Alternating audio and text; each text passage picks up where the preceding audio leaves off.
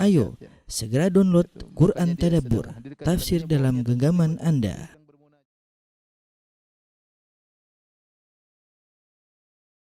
Bismillahirrahmanirrahim. Assalamualaikum warahmatullahi wabarakatuh.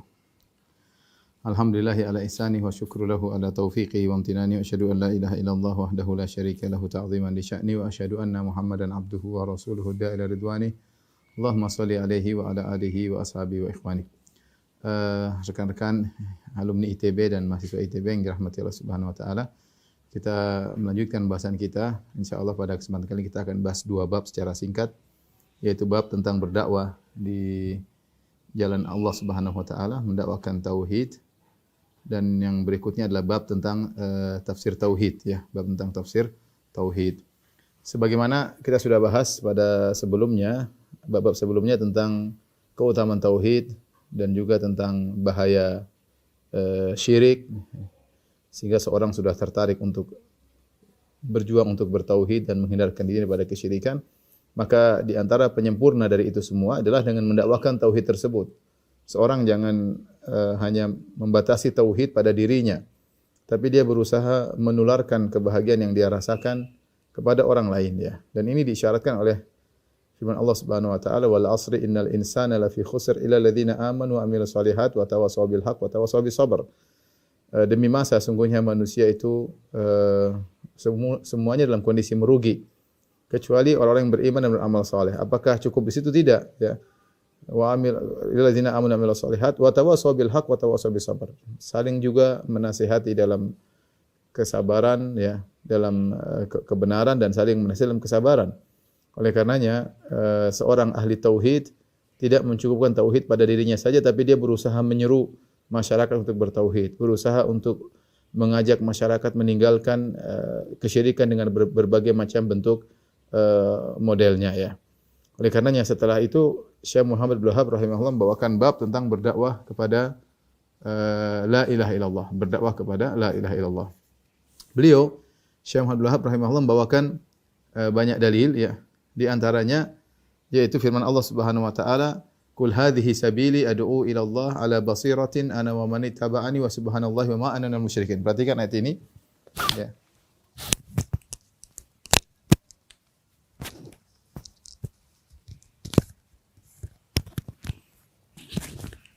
Kata Allah Subhanahu wa taala, "Qul hadhihi sabili ad'u ila Allah ala basiratin ana wa man ittaba'ani wa subhanallah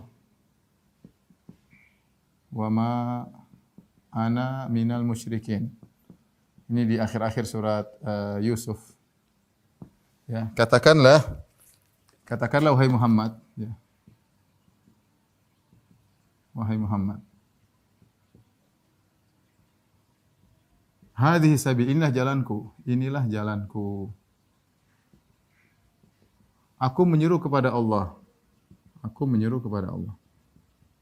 Kalau kita buka tafsir At-Tabari, dia menafsirkan aku menyeru kepada Allah, maksudnya tauhid. Aku menyeru kepada tauhid. Ala basiratin, di atas ilmu. Ana wa man ittaba'ani, aku dan orang-orang yang mengikutiku. Aku dan orang-orang pengikutku. Subhanallah wa ma ana minal musyrikin. Maha suci Allah, aku bukan termasuk orang-orang yang musyrik. Di sini Nabi SAW diperintahkan untuk menjelaskan tentang jalan Nabi SAW. Ini adalah jalanku, ya, jalan dakwahku. Aku menyeru kepada Allah, itu menyeru kepada tauhid. Ya, jadi dari sisi dua hal yang harus diperhatikan.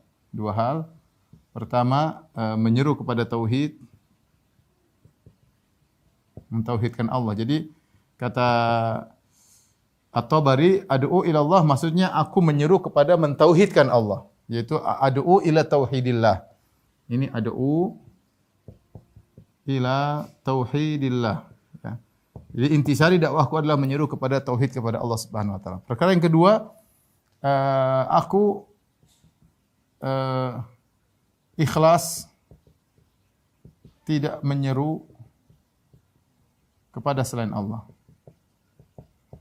Di sini ada faedah yang agung yang disampaikan oleh Syekh Muhammad bin Wahab rahimahullahu taala ketika mengomentari ayat ini. Dia berkata, li'anna katsiran wa in kana yad'u ila al-haq wa huwa yad'u ila nafsihi. Kenapa di sana banyak orang meskipun dia menyeru kepada kebenaran tapi dia menyeru kepada dirinya sendiri. Maka ini ada isyarat agar seorang ikhlas ketika dia menyeru kepada Allah. Ingat, menyeru kepada Allah. Ini intinya, kepada Allah. Bukan kepada yayasan, ya. Ingat ya, bukan kepada yayasan, bukan kepada ormas, ya, bukan kepada golongan, bukan kepada alumni, ya. Dan lain-lain, ya. Ini semua yayasan, ormas, golongan, alumni, pondok, ya. Semuanya ini hanyalah sarana, bukan tujuan. Dan bukan tujuan. Kapan ternyata hal-hal ini menjadi tujuan, maka subhanallah itu berarti kita tidak menyeru kepada tauhid. Yang lebih parah lagi, bukan kepada diri sendiri. Ya, ada orang dia tidak menyeru kepada yayasan, tidak kepada ormas, tidak kepada golongan, tidak kepada alumni, tidak kepada pondok, tidak kepada apa. Dia menyeru pada dirinya sendiri. Harus orang ikut dia. Harus mengagungkan dia, yang menyelisih dia berarti dianggap menyimpang, dan ini yang lebih bahaya lagi. Ya, kalau ada orang yang ngaji rame, yang lain dia tidak suka, dia maunya semua orang ngaji sama dia. Ini namanya adalah menyeru kepada diri sendiri. Meskipun yang dia bawakan adalah dalil Al-Quran Sunnah, tapi pada nilai tauhidnya tercoreng. Bahkan mungkin dia menyuruh kepada tauhid, tapi ternyata di balik itu dia ingin menyuruh orang kepada dirinya sendiri. Maka waspada. Adu ilallah ala basiratin, harus di atas ilmu. Kenapa? Banyak orang ya berdakwah tanpa ilmu. Kemudian juga banyak orang berdakwah kepada tauhid dengan pemahaman yang salah. Nanti makanya setelah ini kita akan bahas tentang tafsir tauhid. Kenapa? Karena sebagian orang menafsirkan tauhid dengan tafsiran yang keliru. Ya, kemudian dia menyuruh orang untuk meyakini tauhid yang dia bawa, ternyata tauhid bukan demikian, ya. Seorang harus berdakwah di atas ilmu, kalau enggak ada ilmu enggak boleh dia berdakwah. Ya. Berdakwah maksudnya dalam dakwah khusus, adapun dakwah secara umum, mengajak orang salat, ngajak orang bersedekah, semua orang bisa, enggak ada masalah berbakti kepada orang. Tapi kalau sudah masuk dalam detail permasalahan, memandang maslahat dan mudarat, maka ini tidak boleh orang masuk dalam ranah ini kecuali orang yang punya ilmu. Ana wa man ittaba'ani, aku dan orang-orang yang mengikutiku. Perhatikan di sini.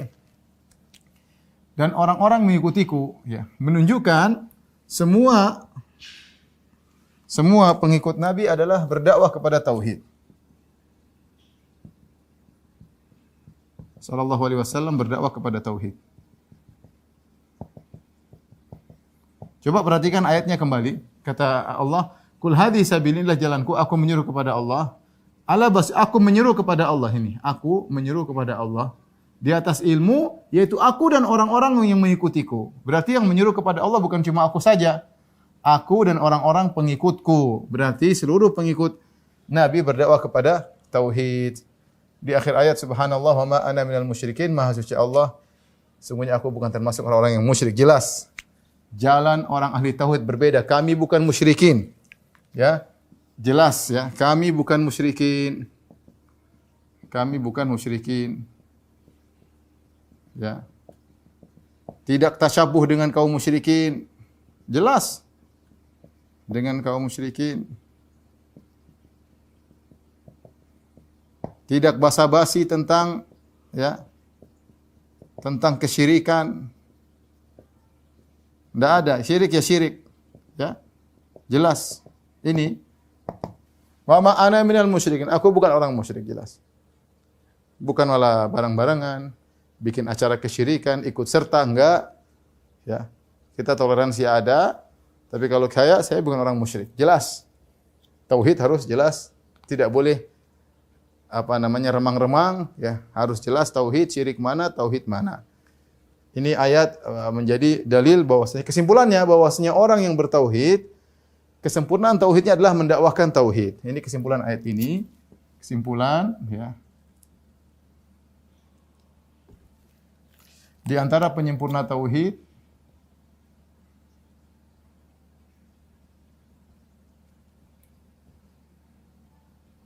adalah berdakwah kepada tauhid.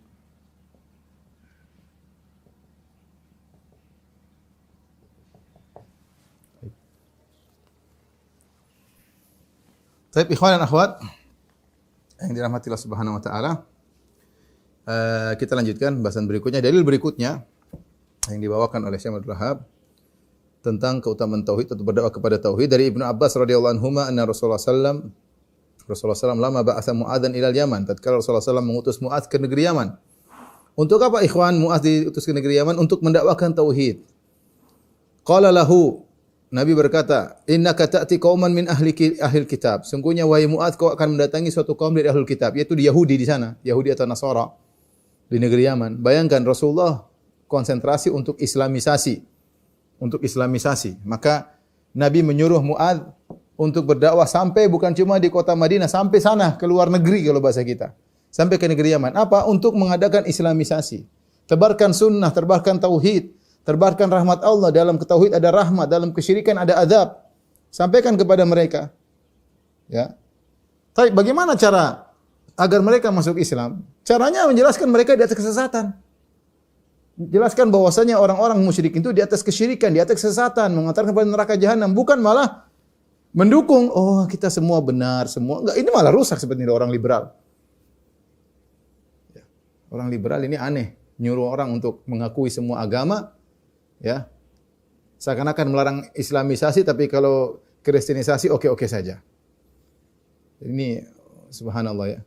Nabi SAW dulu semangat mengislamkan masyarakat, mengirim Mu'adz kepada Yahudi. Kalau Yahudi juga masuk surga semuanya benar, ngapain Nabi capek-capek berdakwah? Ngapain kirim Mu'adz ke sana? Kurang kerjaan Rasulullah SAW ya. Nabi mengatakan, "Innaka ta'ti qauman min ahlil kitab." Wahai Mu'adz, kau akan mendatangi suatu kaum dari ahlul kitab. Falyakun awwala ma tad'uuhum ilaihi syahadatu alla ilaha illallah. Jadikanlah ya yang pertama kali kau dakwahi kepada mereka adalah la ilaha illallah. Ini yang pertama. Ya. Wa fi riwayatin ila ayyuhidullah, agar mereka mentauhidkan Allah. Kenapa? Mereka musyrikin, ahlul kitab musyrikin. Innal ladzina kafaru min ahlil kitabi wal musyrikin. Ya, mereka juga kaum musyrikin. Mereka kafir.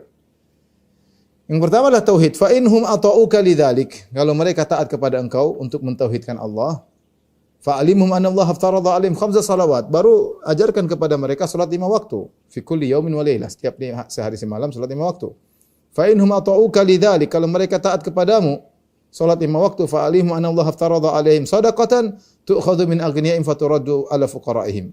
Kabarkan bahwasanya mereka harus bayar zakat, diambil orang miskin dikembalikan, diambil orang kaya dikembalikan kepada orang miskin di antara mereka. Fa inhum ata'uka lidzalik. Kalau mereka taat kepadamu untuk bayar zakat, wa iyyaka wa qara'ima amwalihim. Hati-hati kalau kau ngambil zakat, jangan ngambil yang paling mewah barang milik mereka. Kalau mereka bayar zakat hewan, jangan ambil hewan yang paling gemuk. Kalau mereka bayar zakat emas, jangan ambil emas yang paling indah misalnya, ya. Wattaqi da'watal mazlum, waspadalah dengan doa orang yang dizalimi. Karena ketika kau mengambil harta mereka yang terindah untuk zakat, maka kau mendolimi mereka. Kalau kau sudah mendolimi mereka, wahai Mu'adz, hati-hati, mereka akan berdoa. Fa innahu laisa bainaha wa bainallahi hijab. Sungguhnya tidak ada penghalang antara doa tersebut dengan Allah. Ini dalil bahwasanya Nabi menyuruh Mu'adz untuk berdakwah tauhid. Dan Nabi sendiri sudah kita jelaskan dalam pengajian-pengajian yang lain. Nabi sendiri berdakwah. Nabi kirim surat kepada Heraklius, Nabi kirim surat kepada Al-Muqawqis, Nabi kirim surat kepada Raja Persia untuk masuk Islam. Nabi kirim surat kepada Heraklius. Ya, sebagaimana mereka sampaikan, yaitu aslim taslam, masuk Islam kau akan selamat. Yu'tikallahu ajraka marratain, Allah akan berikan kau ganjaran 2 kali, 2 pahala, pahala kau selama di Nasrani, pahala kau masuk Islam. Kemudian kata Nabi, wa in tawallait, kalau kau berpaling tidak masuk Islam, fa inna alayka itsmal arisin, kau akan menanggung dosa rakyatmu. Jelas. Qul ta'alu ila kalimatin sawa'in bainana wa bainakum. Allah na'budu illa Allah wa la nusyrika bi syai'a. Wahai ahlul kitab, kemarilah kita menuju satu kalimat yang sama. Jangan berbuat syirik sama sekali, beribadah kepada Allah semata. Jelas. Orang-orang kita dakwahi Nasara Yahudi harus tahu mereka musyrikin. Jangan kita memudarkan hal ini, jangan kita membuat remang-remang. Jangan bikin abu-abu. Jelas tauhid. Wa ma ana minal musyrikin, aku bukan orang musyrik, kalian musyrikin. Tergantung cara penyampaiannya bagaimana, tapi harus jelas mereka musyrikin. Bukan malah kita ikut serta dalam perayaan-perayaan mereka sehingga mereka semakin pede dengan apa yang mereka lakukan. Mereka semakin bangga dengan kondisi mereka yang musyrikin. Saya dulu punya kawan, dia masih Islam. Sampai sekarang masih kawan saya juga ya. Dia cerita, dia keluarganya adalah keluarga misionaris ya. Sampai beberapa tahun yang silam ditelepon, Fulan, kau tidak kembali kepada agamamu yang dulu. Lihat kita mau bikin acara Natalan dan orang-orang Islam yang akan mendukunglah apalah. Jadi buktinya mereka semakin pede dengan agama mereka ya karena sikap sebagian orang-orang yang salah ya. Kita toleransi itu wajib. Tapi ingat, jangan mengesankan mereka di atas kebenaran, enggak boleh. Kita akan diminta pertanggungjawaban oleh Allah Subhanahu wa taala. Kita harus tahu mereka salah, harus jelaskan mereka salah. Bagaimana kita memberikan rahmat Allah kepada mereka? Justru kita mengesankan bahwasanya oke kita semua baik, enggak bisa. Kapan kita mau islamisasi sementara mereka merasa mereka benar? Bahkan sikap kita menunjukkan seakan-akan mereka benar. Terus gimana mau islamisasi? Hah? Coba berpikir yang benar. Terus Nabi juga ngapain kirim Mu'adz bin Jabal? Ngapain Nabi kirim surat ke Heraklius? Ngapain Nabi kirim surat ke Al-Muqawqis? Ngapain Nabi kirim surat ke Persia? Nabi ingin mereka masuk Islam. Nabi menyadarkan mereka dalam kondisi musyrik, beribadah kepada makhluk, beribadah kepada Nabi Isa, syirik, jelas. Gimana seorang Nabi diangkat sebagai Tuhan pencipta alam semesta? Bagaimana Tuhan pernah ada dalam perut seorang wanita? Bagaimana Tuhan keluar dari kemaluan seorang wanita? Bagaimana Tuhan ketika disalib kemudian mati? Kata menurut keyakinan mereka, Tuhan mati terus yang ngurus alam semesta siapa?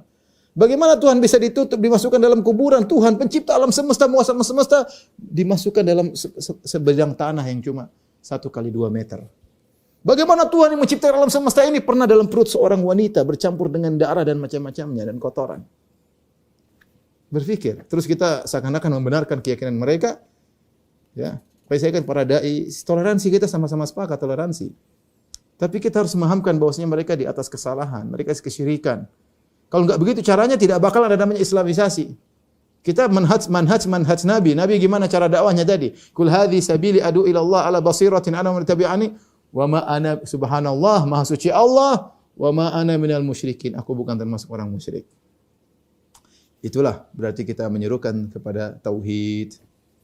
Bukan hanya sekedar yang penting kita hidup damai. Kita damai, kita senang. Tapi dakwah jalan terus. Bagaimana Nabi berdamai dengan orang Yahudi, tapi Nabi terus dakwah kepada mereka. Ya. Makanya yang paling parah orang-orang liberal, yang mengesankan bahwasanya agama-agama kesyirikan juga benar. Bahkan bukan mengesankan, membenarkan. Ya. Banyak jalan menuju surga, banyak jalan menuju Roma. Masuk surga bisa lewat Islam, masuk surga bisa lewat Yahudi, masuk surga lewat Nasrani, masuk surga bisa lewat Hindu, masuk surga lewat Buddha. Sementara mereka juga tidak berkeyakinan seperti kita. Mereka masing-masing fanatik. Terus kita begitu bodohnya bilang semuanya sama dengan kita, sementara mereka tidak mau mengaku kita sama dengan mereka. Ini tuh orang liberal nih enggak tahu otaknya konslet dari mana. Taib ikhwan dan akhwat rahmatillah subhanahu wa taala, hidup cuma sekali, kita menyuruh kepada tauhid. Jangan spekulasi. Ya, kita toleransi oke, kita ramah sama mereka, tapi kita harus mengesankan, memberitahukan bahwasanya agama mereka adalah agama kesyirikan. Agar mereka sadar, agar mereka merasakan rahmat Allah.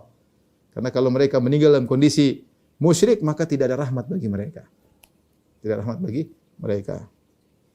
Lihat di antara mereka sampai ada yang berdoa, waliyadzubillah.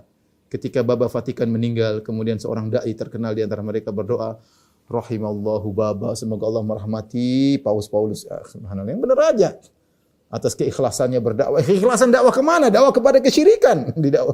Didoain. Kebablasan, toleransi kebablasan. Kita enggak setuju dengan hal tersebut ya.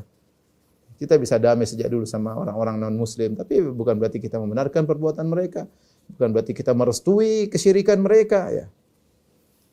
Taib, hadis berikutnya dalam Sahih Bukhari dan Muslim dari Sahal bin Sa'ad, anna Rasulullah SAW Rasulullah SAW berkata pada hari Khaybar, perang Khaybar. Perang Khaybar Rasulullah SAW harus berhadapan dengan sekitar 9 benteng, 9 atau 10 benteng yang ada di Khaybar ya. Ya, sebagaimana pernah kita jelaskan dalam kisah perang Khaybar. Sulit berhari-hari Rasulullah berusaha berminggu-minggu sulit menaklukkan Khaybar. Sampai akhirnya Rasulullah SAW berkata, "La utiyanna rayata ghadan rajulan yuhibbullaha wa rasulah." Besok aku akan berikan bendera peperangan kepada seorang yang mencintai Allah dan Rasulnya. Wa yuhibbuhullahu wa rasuluh. Dan dia mencintai Allah dan dia dicintai oleh Allah dan Rasulnya. Yaftahullahu ala yadayhi. Allah akan memenangkan lewat tangannya. Orang-orang kaget. Oh, besok ini sudah enggak bisa menang-menang terus, ini sudah lama. Tiba-tiba Nabi bilang besok kita menang. Tapi pimpinannya ada satu orang. Rasulullah tidak sebut namanya. Orang ini, kata Nabi, ciri-cirinya dia mencintai Allah dan Rasulnya, dan Allah dan Rasul juga mencintai dia. Fabatan nasu yadukuna lailatam. Orang-orang pada malam itu ngobrol, siapa sih orang itu? Penasaran. Rasulullah tidak bilang, tapi Rasulullah sudah kasih kabar gaib. Ini besok menang. Dan orang ini spesial, dicintai oleh Allah dan Rasulnya. Ayyuhum yu'taha, mereka bingung siapa yang akan dikasihkan bendera peperangan tersebut. Falamma asbahu ghadaw ila Rasulullah sallallahu alaihi wasallam kullu yarju an yu'taha.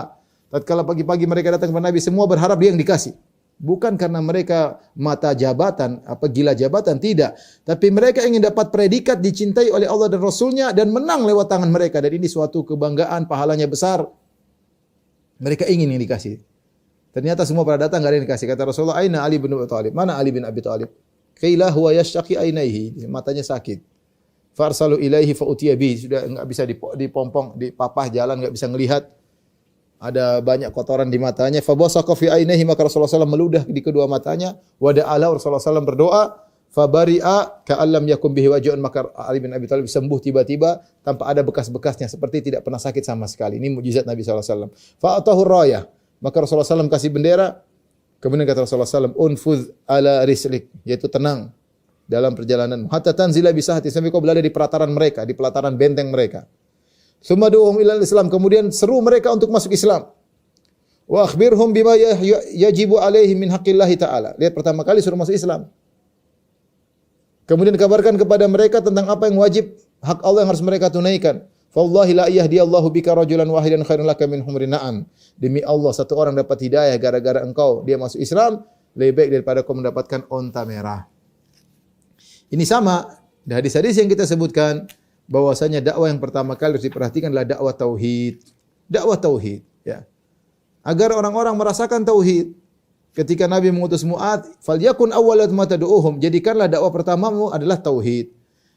Kemudian Ali bin Abi Thalib ketika masuk ke benteng orang Yahudi, di depan benteng orang Yahudi disuruh pertama kali suruh summa du'uhum ilal Islam, suruh masuk Islam. Itu yang pertama, tauhid.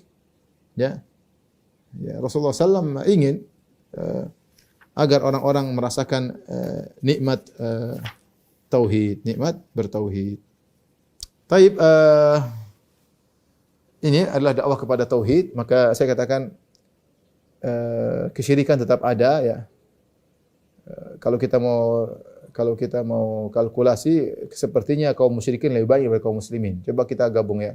Yahudi, Nasara, Hindu, Buddha, ateis, kaum Hucu dan yang lain-lainnya. Jumlahnya tentu jauh lebih banyak daripada kaum muslimin, ya. Berarti dakwah tauhid harus terus kita tegakkan. Terus yang orang Islam juga yang masih terjerumus dalam kesyirikan masih banyak, yang percaya sama dukun masih banyak, yang pakai jimat masih banyak, yang kasih sajian masih banyak, yang percaya sama ramalan bintang masih banyak, ya. Yang tatoyur, yang pamali-pamalian masih banyak, ya. Menyembelih kepada selain Allah masih banyak, ya. Yang bertawakal kepada benda masih banyak, ya. Masih banyak, ya. Dakwah tauhid harus terus kita tegakkan,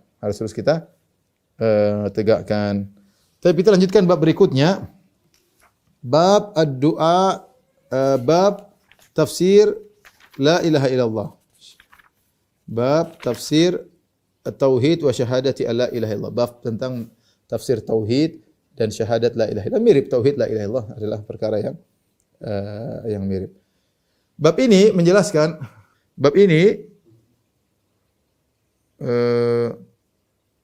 menjelaskan tentang apa itu tauhid.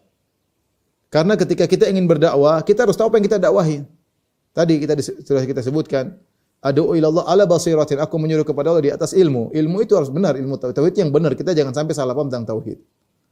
Karena di sana ada orang-orang, mereka bilang mereka berdakwah kepada tauhid, mereka salah paham tentang tauhid.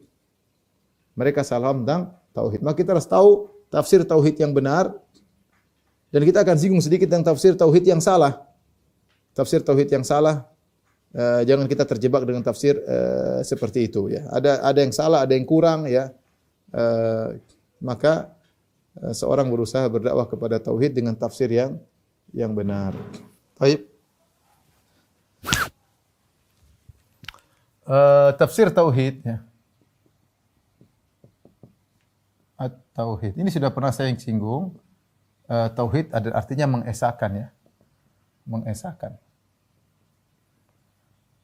Tauhid sudah kita singgung apa namanya? Dia adalah secara umum bisa diklasifikasi menjadi 3. Tauhid rububiyah, kemudian tauhid al-uluhiyah, tauhid al-asma wa sifat. Kemudian tauhid al-uluhiyah. Secara sederhananya, tauhid rububiyah maksudnya tidak ada yang mencipta kecuali Allah. Tidak ada yang mencipta, mencipta dan mengatur alam semesta kecuali Allah. Tauhid asma wa sifat sederhananya tidak ada yang sempurna, yang bersifat sempurna kecuali Allah ya. Kecuali Allah. Allah maha dalam segalanya. Allah maha dalam segalanya, maha segalanya. Maha berilmu, maha mencipta, maha memaafkan, maha mengetahui, maha semuanya Allah maha ya. Tauhid uluhiyah maksudnya tidak ada yang berhak disembah. Berhak disembah, diibadahi ya. Diibadahi atau diserahkan ibadah kecuali Allah. Baik. Adapun makna la ilaha illallah. La ilaha illallah inilah makna dari la ilaha illallah. La ilaha illallah. Tidak ada ilah secara bahasa, ilah artinya yang diibadahi, artinya ma'bud. Ma'bud yang diibadahi. Jadi kalau kita artikan la ilaha, la ma'buda illallah, artinya la ma'buda illallah. Tidak ada sesembahan yang berhak disembah kecuali Allah.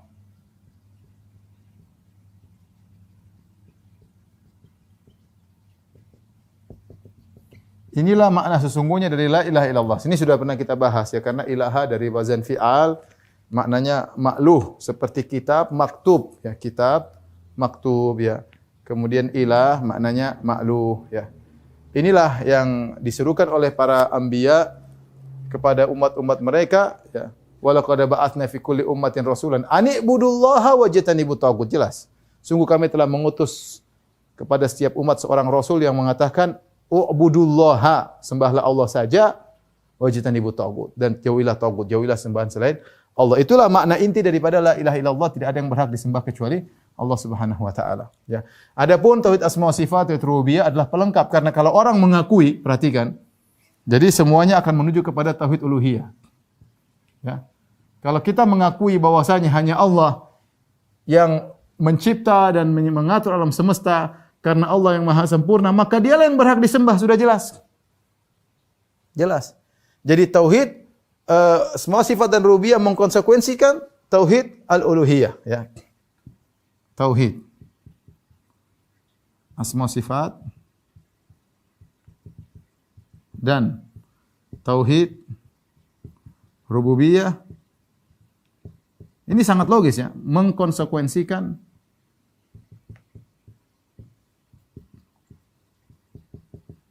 tauhid uluhiyah. Ini istilah saja, yang penting kita paham. Artinya apa? Kalau Anda mengakui yang menciptakan alam semesta hanya Allah, kalau Anda mengakui yang mengatur alam semesta hanya Allah, kalau Anda mengakui yang bilang kun fayakun hanya Allah Subhanahu wa taala. Baik. Kalau Anda mengakui zat tersebut ternyata sempurna dari segala sifatnya, maka dialah yang berhak disembah, hanya dia yang berhak disembah. Maka itulah tauhid uluhiyah. Hanya Allah yang maha mencipta, maha sempurna, dia yang berhak untuk disembah. Selainnya enggak berhak disembah. Makanya ketika ada orang-orang musyrikin datang kepada Nabi, mereka mengatakan, Ya Muhammad, sif lana rabbak. sampaikan kepada kami sifat-sifat Tuhanmu. Maka turunlah firman Allah, Qul huwallahu ahad, Allahus samad, lam yalid wa lam yakul lahu kufuwan ahad.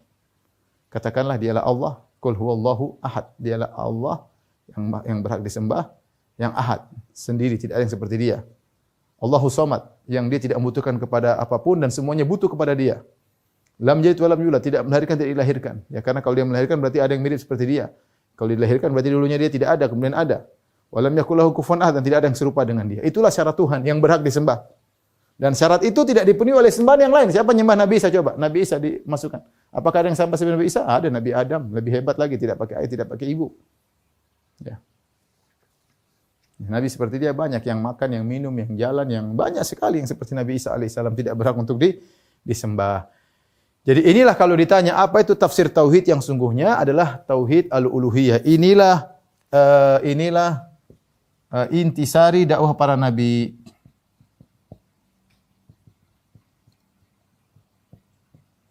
Tauhid al-uluhiyah. Taib. Ikhwan dan akhwat yang dirahmati Allah Subhanahu wa taala, di sana ada tafsiran-tafsiran yang keliru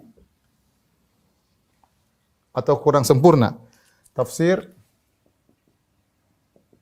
la ilaha illallah yang kurang tepat atau tidak sempurna.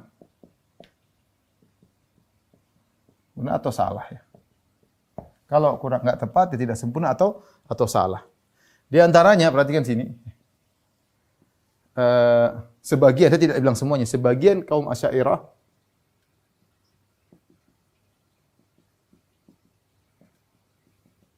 menafsirkan la ilaha illallah dengan la qadira alal ikhtira ilallah. Sebenarnya disebutkan oleh Syahristani dalam kitabnya Ilal Nihal. Artinya apa? La ilaha illallah, tidak ada yang mampu untuk menciptakan kecuali Allah.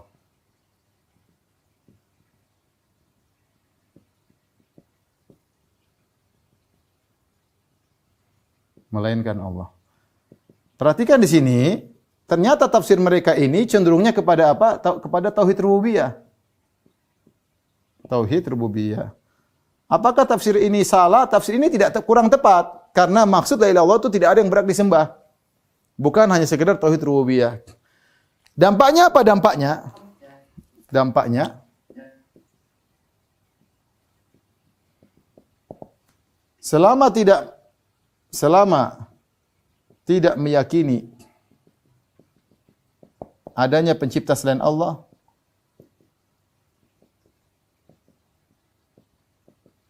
maka tidak syirik. Maka tidak syirik. Dan ini mereka sebutkan dalam buku-buku mereka. Ya. Saya ada nukilannya. Insya Allah nanti kalau syarah rukun iman kita cetak, ya, insya Allah demikian juga kitab tauhid ya. Jadi mereka mengatakan contohnya, kalau ada orang minta kepada batu, kasih saja sama batu, oh, itu bukan syirik. Dia yakin enggak batu itu ikut mengatur alam semesta? Kalau enggak yakin, bukan syirik. Orang pergi ke dukun, oh selama tidak meyakini dukun itu ikut mengatur alam semesta, tidak syirik. Minta kepada mayat, tidak syirik. Syirik itu kalau kamu meyakini mayat ikut mengatur alam semesta. Mayat, selama kita tidak meyakini rububiyah pada selain Allah, maka kita tidak musyrik. Dan itu mereka ngomongkan secara terang-terangan. Ya. Dan ini kan repot kalau begini. Banyak perkara syirik, mau kita mau ibadah kepada pohon, mau ibadah kepada selama enggak, ini cuma sebab aja. Saya tidak meyakini kok pohon ini mengatur alam semesta. Ya mungkin salah, tapi bukan syirik. Syirik itu kalau kamu meyakini ada pencipta selain Allah. Ini tafsiran ini mengakibatkan banyak di antara mereka menggampangkan tentang masalah tauhid al-uluhiyah. Saya katakan bukan semua ya, sebagian. Karena sebagian dari mereka bagus tafsiran la ilaha illallah seperti Ar-Razi. Ar-Razi dalam tafsirnya ketika membahas tentang masalah berdoa kepada selain, dia bilang itu syirik, bagus. Ar-Razi, kemudian di antaranya Al-Baqillani juga bagus, kemudian di antaranya Sahibul Minhaj, siapa namanya? Ya, di antara mereka ya. Jadi banyak di tafsiran mereka Al-Halimi ya. Al-Minhaj fi Syu'abil Iman. Tafsirannya dan saya nukil tafsiran mereka. Jadi tidak semua tapi sebagian kaum Asy'ariyah menafsirkan la ilaha dengan la qadir al-ikhtira ila Allah, dan ini yang masyhur belakangan sama dai-dai sekarang. Ketika saya pernah berdebat dengan salah seorang dai, dia mengatakan enggak apa-apa. Syirik itu kalau kita minta kepada mayat, meyakini mayat ikut atur alam semesta baru syirik. Taib. Nanti kita akan bahas bagaimana. Taib, kita bantahlah sekarang. Dulu orang-orang musyrikin Arab apakah meyakini batu-batu yang mereka ciptakan, yang mereka sembah menciptakan alam semesta? Jawabannya tidak. Lihat Abu Raja Al-Ataridi dalam Sahih Bukhari. Dia mengatakan kami dulu menyembah batu. Saya dulu kami menyembah batu. Kalau ada batu lebih bagus, kami buang ganti batu yang baru. Taib, apakah ketika mereka menyembah batu, mereka meyakini batu mencipta alam semesta? Enggak ada seorang pun mereka mengatakan demikian. Kalau begitu musyriknya orang Arab tidak ada yang syirik dong. Tidak ada di antara mereka meyakini batu yang mereka sembah mencipta alam semesta. Datangkan kepada saya dalil bahwasanya mereka meyakini. Satu perkataan saja mereka dari orang jahiliyah bahwasanya mereka meyakini batu ini mencipta alam semesta. Enggak ada. Abu Raja Al-Ataridi di Mukhadram, dia hidup di zaman Nabi tapi dia belum masuk Islam. Ketika Nabi meninggal baru dia masuk Islam. Dia cerita kami dulu di zaman jahiliyah dalam Sahih Bukhari, ambil batu, saya sembah. Kalau ada batu lebih bagus, saya buang, saya ganti batu baru. Tapi batu yang dia buang, dia meyakini mencipta alam semesta, kurang ajar. Kalau enggak, dia cuma ini sebagai wasilah saja. Nanti kalau enggak ada batu, kita enggak dapat batu bagus, saya tumpukan tanah, kemudian saya ambil kambing, saya perah sehingga tumpukan tanah tersebut jadi keras, baru saya ibadahi, saya tawafin. Lihat Nabi Ibrahim alaihissalam, ketika Nabi Ibrahim menghancurkan patung-patung, apa kata kaumnya? A'anta fa'alta hadza bi alihatina ya Ibrahim? Wahai Ibrahim, kau yang hancurkan patung-patung kami? Kata Ibrahim, bal fa'alahu kabiruhum hadza fas'aluhum in kanu yantiqun. Yang ngasih hancur patung-patung ini yang paling gede. Patung paling gede. Kalau enggak percaya tanya patung-patung kecil. Mereka diam bingung. Ya. Faraja ila anfusihim. Mereka bingung. Ya, mereka tahu bahwasanya patung-patung ini enggak bisa ngomong. Apa kata mereka? Laqad alimta ma haula'i yantiqun. Bayangkan. Mereka bilang, ya Ibrahim, kau kan sudah tahu patung-patung enggak bisa ngomong. Itu yang Ibrahim inginkan. Mereka ngaku bahwasanya patung yang mereka sembah enggak bisa ngomong. Maka Nabi Ibrahim mengatakan, "Qul afata'buduna min dunillahi ma la yanfa'ukum syai'an wa la yadhurrukum. Uffil lakum wa lima ta'buduna min dunillah." Katakan, apakah kalian beribadah kepada patung-patung yang tidak bisa beri mudarat kepada kalian, tidak bisa beri manfaat kepada kalian, tidak bisa ngomong sama kalian. Taib, berarti menunjukkan para penyembah patung-patung di zaman Nabi Ibrahim tidak meyakini patung-patung ini menciptakan alam semesta. Taib, mereka musyrik atau bukan? Kalau kita pakai definisi ini berarti mereka bukan musyrik, karena menurut mereka yang namanya musyrik itu kalau meyakini ada pencipta selain Allah. Wah, repot kalau begitu. Sehingga banyak kesyirikan yang bukan syirik. Makanya sebagian mereka gara-gara tafsiran seperti ini menggampangkan masalah jimat kayak apa kayak enggak ada masalah. Selama Anda tidak meyakini ada pencipta selain Allah. Itulah berbahaya. Ini contoh tafsir yang salah ya. Contoh lagi misalnya tafsirnya Mu'tazilah.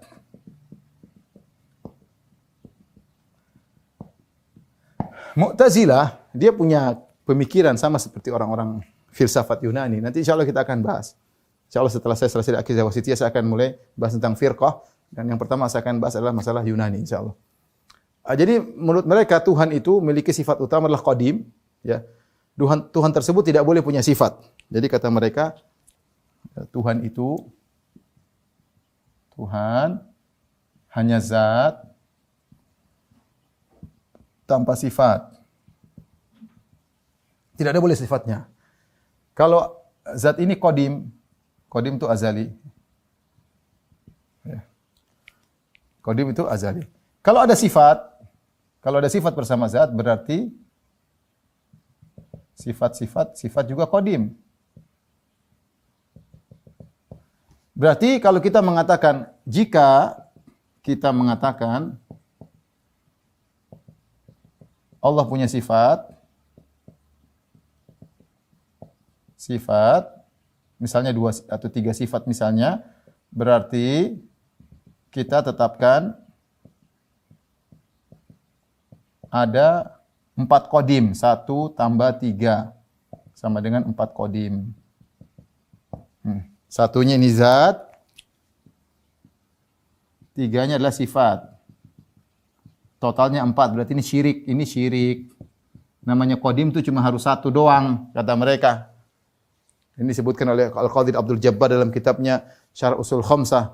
Kata mereka 2 Tuhan saja syirik, apalagi 3, 4 dan seterusnya. Makanya menurut mereka namanya tauhid sama dengan menolak seluruh sifat. Tauhid mengesahkan Allah. Kesimpulan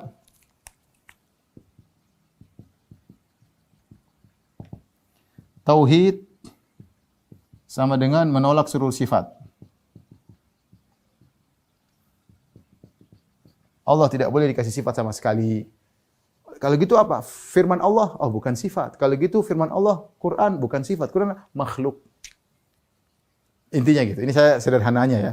Sederhananya. Jadi tafsir Mu'tazilah tentang tauhid adalah menolak seluruh sifat. Ini tafsir yang ngawur ya. Tafsir yang ngawur. Tapi di antara tafsir yang ngawur adalah tafsirnya wahdatul wujud atau wahdatul wujud. Ya. Apa maksudnya? Namanya la ilaha illallah itu tidak ada suatu di alam semesta ini kecuali Allah juga. Semua bersumber dari Allah. Ini juga asalnya dari pemikiran dari Platonis ya. Platonis nanti insyaallah akan kita bahas yang mereka mengatakan bahwasanya makhluk tercipta dari faidhanat, itu dari faid. Allah faid itu suatu curahan dari causa prima. Intinya alam semesta ini dialah Allah juga. Alam semesta ini adalah Allah juga, Allah ya alam itu juga. Barang siapa mengatakan ada berbeda-beda, berarti dia musyrik. Karena musyrik itu mengakui keesaan Allah. Alam ya Allah, Allah ya alam. Itulah wahdatul wujud. Ini parah juga ini kita tauhidnya ya.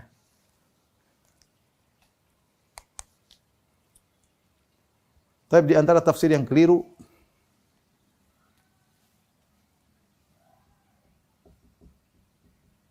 tafsir takfirin, tukang mengkafirkan, tukang bom.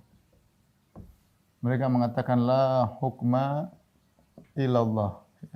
Tidak ada hukum kecuali hukum Allah Subhanahu wa taala. Ini kalimat hak, benar, kita harus berhukum dengan hukum Allah, tapi kalau dijadikan sebagai pusat bahwasanya barang siapa tidak berhukum dengan Allah maka kafir, sehingga pemerintah semuanya kafir, semua MPR kafir, semua DPR kafir, yang ragu tentang kafiran mereka juga kafir. Wah, ini namanya kafir model MLM. Akibat ini timbullah pengkafiran model MLM. Ini bahasanya sudah kita bahas atau nanti akan kita bahas dalam kitab tauhid. Bukan begitu sederhana yang seperti yang mereka gambarkan ya. Jadi ini contoh ikhwan dan akhwat yang rahmatillah subhanahu wa ta'ala, tafsiran-tafsiran yang tidak sesuai ya. Yang benar adalah tauhid adalah la ilaha illallah, tidak ada yang berhak disembah kecuali Allah. Sudah kita jelaskan, siapa yang menyembah kepada selain Allah maka dia terjerumus dalam kesyirikan. Wallahu alam bisawab. Kita lihat dalil-dalil yang disebutkan oleh Syekh Abdul Wahab sini. Pertama, firman Allah Subhanahu wa taala, ulaika alladziina yad'uuna yabtaghuuna ila rabbihimul wasilata ayyuhum aqrabu wa yarjuna rahmatahu wa yakhafuna 'adzaba inna 'adzaba rabbika kana mahdzura, dalam surat Al-Isra 57. Artinya mereka itu yang disembah. Jadi dahulu ada orang menyembah orang-orang saleh, menyembah wali-wali dan yang lainnya. Orang-orang yang mereka sembah ini ternyata mereka juga mencari kedekatan kepada Allah. Jadi mereka menyembah nabi, menyembah malaikat, menyembah jin. Ternyata yang disembah itu juga mencari kedekatan kepada Allah. Ayyuhum aqrab, siapa di antara mereka yang paling dekat dengan Allah, dan mereka juga berharap rahmat Allah dan takut kepada azab Allah. Inna adzaba rabbika kana mahdzura, sungguhnya azab Rabbmu pantas untuk ditakuti. Maksudnya apa ayat ini? Maksudnya gini. Ini ayat turun tentang orang-orang musyrikin dahulu, mereka menyembah orang-orang soleh. Ada orang soleh, ada mungkin malaikat, ada jin-jin. Ternyata yang mereka sembah ini saja beribadah kepada Allah. Nah, kalau yang mereka sembah saja beribadah kepada Allah, ngapain mereka sembah? Ya, gampangnya gini. Saya nyembah Nabi, si fulan orang Nasrani nyembah Nabi Isa. Dan ngapain Anda nyembah Nabi Isa? Nabi saja nyembah Allah. Nabi saja berdoa kepada Allah. Nabi saja kepada salat, dia disujud kepada Allah. Nabi Isa meminta kepada Allah. Lah ngapain Anda nyembah Nabi Isa? Nabi Isa ibadah kepada Allah, yang anak sembah adalah Tuhannya Nabi Isa. Innallaha rabbi wa rabbukum fa'buduh, kata Nabi Isa. Rabbku dan Rabb kalian adalah Allah. Itu yang disembah, bukan saya yang disembah. Sama, jin yang disembah ternyata jin tersebut menyembah Allah. Malaikat disembah, malaikat tersebut ternyata menyembah Allah. Jadi yang berhak disembah hanyalah Allah Subhanahu wa taala. Kemudian dalil berikutnya surat Az-Zukhruf ayat 26 27 ayat 26 sampai 28, kata Allah, "Wa idz qala Ibrahimu li abihi wa qaumi innani bara'um mimma ta'budun." Ketika Ibrahim berkata kepada ayahnya dan kepada kaumnya, sungguhnya aku berlepas diri dari sembahan kalian, illa alladzi fatarani fa innahu sayahdin, kecuali Allah yang menciptakan aku, sungguhnya Allah akan berikan petunjuk kepadaku. Perhatikan sini, Ibrahim berkata, aku berlepas diri dari sembahan kalian kecuali Allah. La ilaha illallah persis. Yang kalian sembah di antaranya Allah dan selain Allah, aku berlepas diri semuanya kecuali Allah. Ya. Illallah, yang aku tidak berlepas diri. Adapun sembahan selain Allah, aku tidak mau. Dan itu makna persis la ilaha illallah. Bagaimana seorang mengucapkan la ilaha sementara dia menyembah mayat, menyembah Allah? Bagaimana seorang mengucapkan la ilaha illallah sementara dia memotong hewan kepada jin dan juga beribadah kepada Allah. Itu namanya musyrik. Kemudian dalil berikutnya, ittakhadhu ahbarahum wa ruhbanahum arbaba min dunillah wal masih ibn Maryam. Mereka menjadikan pendeta-pendeta mereka, rahib-rahib mereka sebagai tuhan-tuhan selain Allah dan juga Isa bin Maryam. Di sini juga kesyirikan. Mereka tidak menganggap pendeta-pendeta mereka pencipta alam semesta, enggak. Mereka tidak menganggap ahli ibadah mereka menciptakan, mengatur alam semesta, tidak. Tapi kenapa mereka dikatakan telah menjadikan pendeta dan rahib sebagai tuhan-tuhan selain Allah? Karena mereka taat kapan pendeta-pendeta tersebut merubah hukum, mereka ikuti. Ya. Alaysa qad halal haraman fatuhallilunahu? Ya, bukankah halalu haraman fatuhallunahu? Bukankah kalau mereka telah, para pendeta, para rahib menghalalkan yang haram, kalian ikut menghalalkan? Kata Adi bin Hatim, iya, kami dulu begitu. Kata Nabi, fatilka ibadatum, itulah bentuk beribadah kepada mereka. Bukan bentuk beribadah, bukan syirik menganggap mereka sebagai Tuhan, pengatur alam semesta, tidak. Ini tafsiran yang tidak pas. Kemudian wal Masih bin Maryam. Demikian mereka menjadikan Al-Masih bin Maryam. Apakah mereka ini masih Al-Masih bin Maryam mencipta alam semesta? Tidak. Al-Masih bin Maryam dianggap sebagai anak Tuhan lah, apalah, diibadahi bersama Allah Subhanahu wa taala. Taib. Ayat berikutnya, wa minan nasi may yattakhidhu min dunillahi andadan yuhibbunahum ka hubbillah. Perhatikan, di antara manusia ada yang menjadikan selain Allah sebagai tandingan-tandingan selain Allah, mereka mencintai tandingan-tandingan tersebut sebagaimana mereka mencintai Allah. Lihat di sini mereka berbuat syirik dalam mahabbah. Mahabbah, cinta, mereka cinta kepada Allah, tapi mereka juga cinta kepada sembahan-sembahan mereka selain Allah. Walladzina amanu asyaddu hubban lillah. Adapun orang beriman, mereka lebih cinta kepada Allah karena cinta mereka fokus kepada Allah. Orang musyrikin tidak, cinta kepada Allah, cinta juga kepada sembahan-sembahan mereka. Ingat di sini tidak mengatakan mereka menganggap sembahan mereka menciptakan alam semesta, mengatur alam semesta, enggak.